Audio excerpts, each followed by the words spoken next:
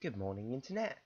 Today I'm going to try and do an English accent to the best of my ability, which will probably range from anywhere between Charlie is so cool like Neramon, the 10th Doctor, and something really.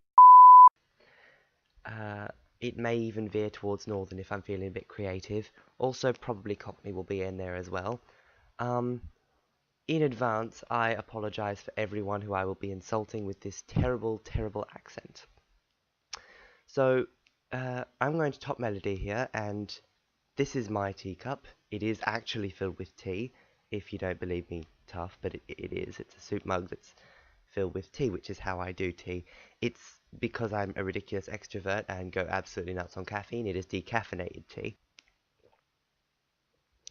So, before I start talking about Doctor Who, I would like to talk about V for Vendetta, which I watched last night.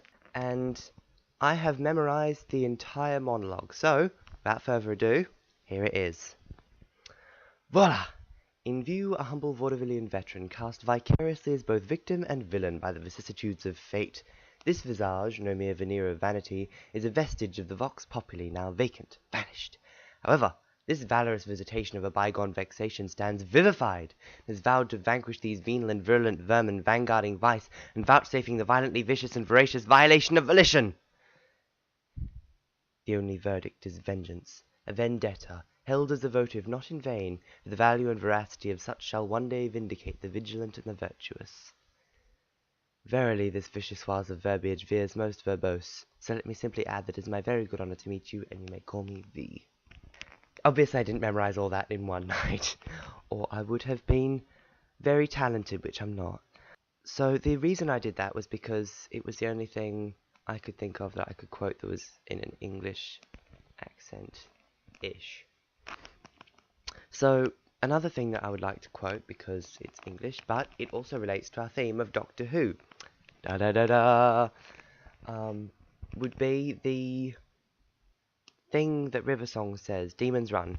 So here is the Demons Run poem, which I memorized a long time ago. Demons run when a good man goes to war. Night will fall and drown the sun when a good man goes to war. Friendship dies and true love lies. Night will fall and the dark will rise when a good man goes to war. Demons run but count the cost. The day is won but the child is lost.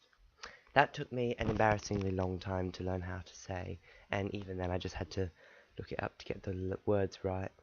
As far as Doctor Who is concerned, my rundown goes as follows. David Tennant is and will always be the best. There is no replacing him, and he is perfect. And Matt Smith is the second best, definitely. To be honest, I don't think anyone could have followed David Tennant as well as Matt Smith did, but he still couldn't do it. No one can really, can they? You can't replace David Tennant. A friend of mine is very fond of Christopher Eccleston, but I don't see it really. But yeah, David Tennant is definitely the best. As for companions, my favourite would have to be either Amy or probably Amy actually. So yeah, Amy Pond and David Tennant. Wouldn't that be one hell of a duo? Oh, actually, revise that. Captain Jack Harkness is definitely my favourite companion. He was by far the coolest. I'm not going to torture any of you with my English accent for any longer, so ciao, and hopefully I'll be back sounding like myself.